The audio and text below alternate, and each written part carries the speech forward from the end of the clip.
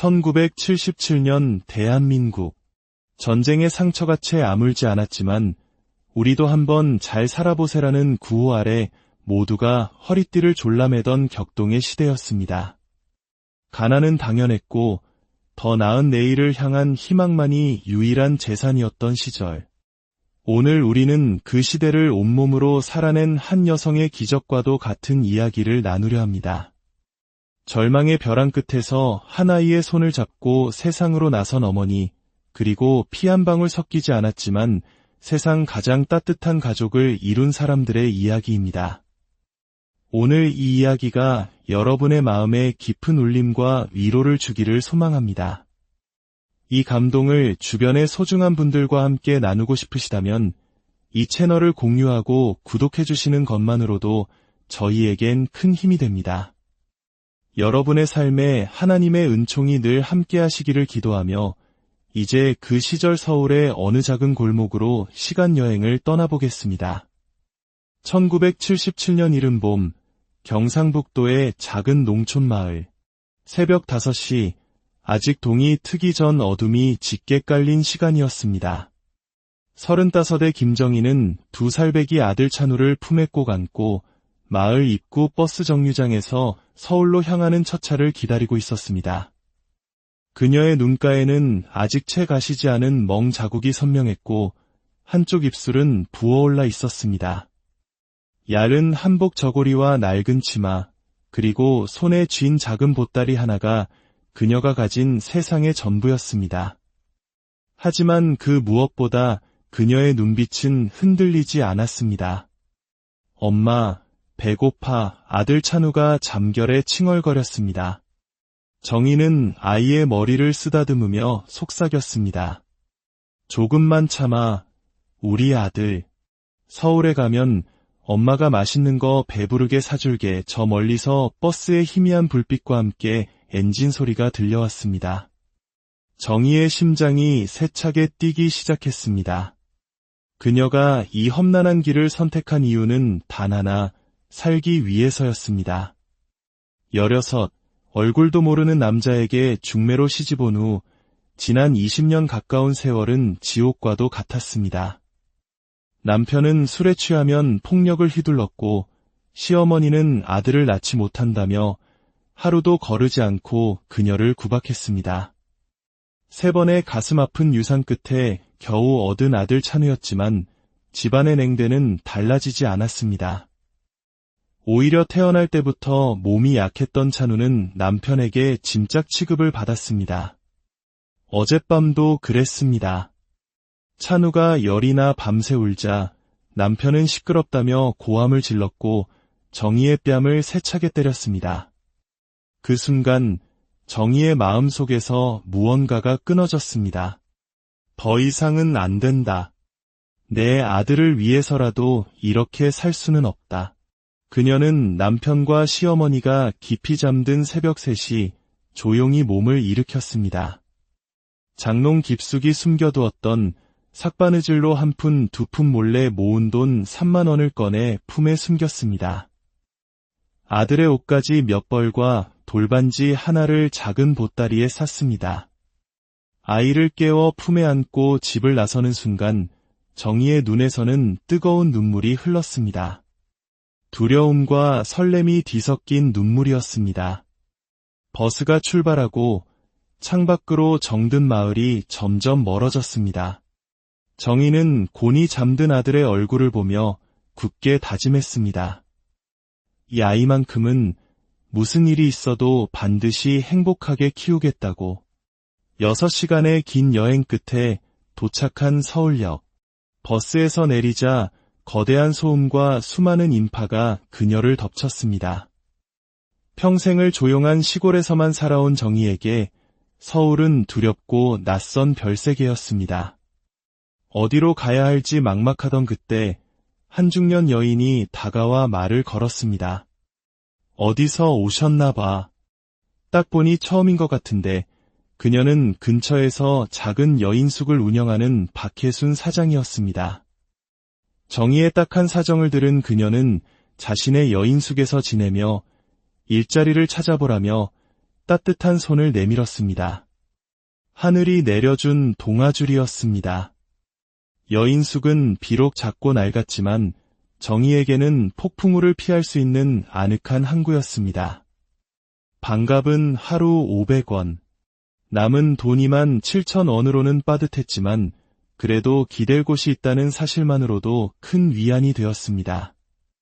서울에서의 첫날 밤, 좁은 방에 아들과 나란히 누운 정희는 20년 만에 처음으로 편안한 밤을 맞았습니다. 남편의 폭력에 대한 두려움 없이, 시어머니의 구박에 대한 걱정 없이 온전히 쉴 수 있는 밤이었습니다. 창밖으로 들려오는 도시의 소음조차 그녀에게는 안전한 자장가처럼 느껴졌습니다. 이 많은 사람들 속에서라면 우리 모자를 찾지 못할 것이라는 안도감이 들었습니다. 다음 날 아침, 정희는 그곳에서 또 다른 소중한 인연을 만납니다. 복도에서 마주친 희끗한 머리의 노신사, 김현수 할아버지였습니다. 그는 은퇴한 공무원으로 아내를 먼저 떠나보내고 자식들과 떨어져 홀로 지내고 있었습니다. 할아버지는 정희와 찬우를 보자마 따뜻한 눈빛으로 인사를 건넸습니다. 박 사장과 김 할아버지의 도움으로 정희는 새로운 삶을 꾸려나가기 시작했습니다.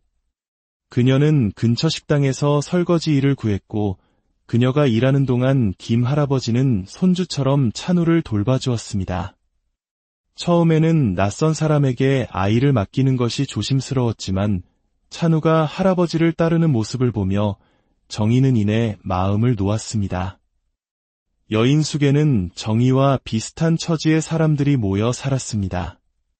시집살이가 힘들어 집을 나온 젊은 세댁, 공장에서 일하다 다쳐 잠시 쉬고 있는 청년. 그들은 비록 서로 다른 사연을 가졌지만 새로운 시작을 꿈꾼다는 공통점 아래 서로를 위로하고 의지했습니다. 박 사장은 그런 그들을 친자식처럼 품어주며 말했습니다. 혼자서는 힘드니까 우리 서로 도우면서 살아요. 피는 섞이지 않았지만 그들은 정으로 맺어진 새로운 가족이 되어가고 있었습니다. 매일 저녁이면 공동 부엌에 모여 각자 만든 음식을 나누어 먹으며 웃음꽃을 피웠습니다. 찬우는 할아버지와 이모, 삼촌들의 사랑을 듬뿍 받으며 하루가 다르게 밝고 건강한 아이로 자라났습니다. 그렇게 석 달이 흘렀을 무렵 김 할아버지가 정희에게 조심스럽게 제안을 건넸습니다. 외국에 나간 지인이 비워둔 한옥이 있는데 집을 관리해주며 월세 없이 살아보는 것이 어떻겠냐는 것이었습니다. 혼자 살기엔 집이 크니 자신도 함께 들어가 살면서 서로 의지하며 지내자는 말이었습니다. 제가 찬우에게는 할아버지가 되어주고 정희 씨에게는 아버지가 되어주면 어떻겠소. 정희는 너무나 놀랍고 감사한 제안에 말을 잇지 못했습니다. 며칠을 고민했지만 찬우가 할아버지와 함께 살고 싶어하는 모습을 보며 결심을 굳혔습니다. 그들이 새로 보금자리를 튼 한옥은 아담하고 아름다운 곳이었습니다. 마당에는 커다란 감나무 한 그루가 서 있었고 방 안에는 따스한 햇살이 가득했습니다. 그날부터 세 사람은 진짜 가족이 되었습니다. 아침이면 할아버지가 찬우와 함께 마당에서 체조를 했고 낮에는 글자를 가르쳤습니다. 정희는 식당 일을 마치고 돌아와 정성껏 저녁을 준비했습니다. 저녁 식탁에는 언제나 웃음소리가 끊이지 않았습니다. 주말이면 셋이 함께 교회에 나갔습니다. 할아버지가 다니던 작은 교회 사람들은 모두 따뜻하고 친절했습니다.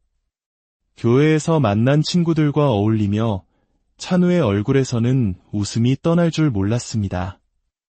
폭력과 냉대 속에서 주눅 들어있던 아이는 온데간데 없었습니다. 하지만 평화로운 일상 속에서도 과거의 그림자는 불쑥 찾아오곤 했습니다. 텔레비전 뉴스에서 고향 소식이 나올 때면 정희의 가슴은 철렁 내려앉았습니다. 혹시 남편이 자신을 찾아올지도 모른다는 두려움이 엄습했습니다. 그런 그녀의 불안을 눈치챈 할아버지는 따뜻하게 손을 잡아주며 말했습니다. 정희야, 너는 이제 자유로운 사람이야. 예전의 내가 아니야. 용기 있고 강하고 사랑을 줄 아는 새로운 사람이지. 찬우의 엄마이자 나의 딸인 김정희 말이다. 할아버지의 말에 정희는 비로소 과거의 상처에서 벗어날 용기를 얻었습니다. 그녀는 더 이상 과거에 얽매이지 않고 현재의 행복에 집중하기로 다짐했습니다. 세월은 흘러 찬우는 늠름한 청년으로 성장했습니다. 대학을 졸업하고 좋은 회사에 취직했고 수진이라는 이름에 착하고 아름다운 간호사와 만나 결혼했습니다. 결혼식 날 할아버지는 친손자의 결혼을 보는 것처럼 기쁨의 눈물을 흘렸습니다. 정희 역시 2살배기 아들을 품에 안고 서울에 왔던 그날을 떠올리며 벅찬 감동에 젖었습니다. 곧이어 첫손자 민준이가 태어났고 할아버지는 증손자를 품에 안고 세상을 다 얻은 듯 행복해했습니다. 몇 년 뒤 둘째 손자 민서까지 태어나면서 작은 한옥집은 아이들의 웃음소리로 더욱 가득 찼습니다. 할아버지는 손자들의 재롱을 보는 것을 인생의 가장 큰 낙으로 삼으셨습니다. 시간이 흘러 할아버지는 85의 나이로 사랑하는 가족들이 지켜보는 가운데 평화롭게 눈을 감았습니다. 할아버지가 떠난 후 정희는 혼자 남은 한옥을 지켰습니다. 하지만 그녀는 외롭지 않았습니다. 아들 내외와 손자들이 매일같이 찾아와 집안을 온기로 채워주었습니다. 손자들이 커가면서 아이들은 가족의 역사에 대해 궁금해하기 시작했습니다. 정희는 언젠가 아이들에게 들려줄 가족의 이야기를 차곡차곡 기록하기 시작했습니다. 지난 수십 년간의 기쁨과 슬픔, 만남과 이별, 그리고 기적 같았던 모든 순간을 노트에 담았습니다. 그것은 절망 속에서 피어난 한 송이 희망이 어떻게 울창한 숲을 이루었는지에 대한 위대한 역사였습니다. 어느 봄날 73이 된 정희는 손자들과 함께 한강공원에서 연을 날리고 있었습니다. 하늘 높이 솟아오르는 연을 보며 손자 민준이가 외쳤습니다. 할머니는 세상에서 제일 멋진 할머니예요. 그 순간 정희는 깨달았습니다. 자신의 인생을 이끌어온 힘은 바로 희망이었다는 것을. 아무리 어려운 상황 속에서도 더 나은 내일을 믿었던 그 희망이 오늘날의 자신과 이 아름다운 가족을 만들어냈다는 것을 말입니다. 절망에서 시작해 희망을 만들고, 혼자에서 시작해 가족을 만들고, 두려움에서 시작해 사랑을 만들어낸 한 여성의 삶. 그녀의 인생은 그 자체가 하나의 기적이었습니다.